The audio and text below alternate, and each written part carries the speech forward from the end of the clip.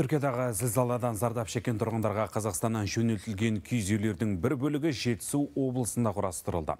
6 жыл бұрын ашылған кәсіпорынның өніміне жыл 12 ай сұраныс бар.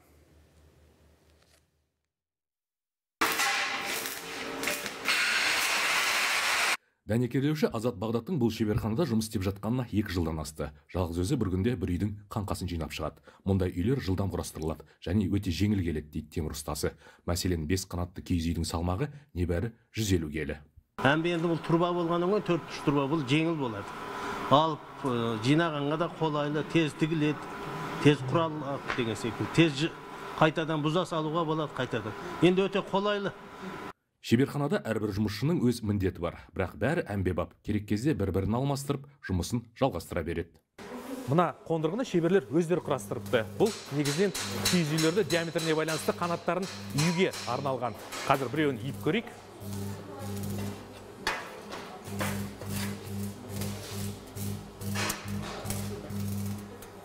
Аса бір күшті қажет етпейді екен.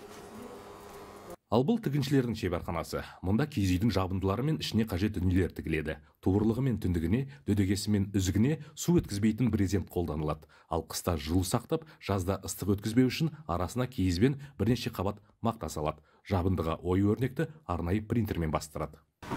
Шыдамдылығы енді бұлай 10 жылға кете береді ары қарай. Бір қазақ үйге 150 метр қол кетеді. Жаңа мына текпеннен 150 метр кетіп қалады. Біз 8 метр, 10 метрлік үйдер тігіп жатырмыз қазір. Мұқыр ауылында тұратын дәл осы шеберлер мен ұсталардың қолынан шыққан 34 ақбоз үй қазақ халқының ауызбірлігінің арқасында түрік ағайындарға пана болды. Азаматтар хабарласып жатыр жанада. Енді үлгірсек, жана бір 70-80 үй жасап шығару ойға алып отырмыз әзірше.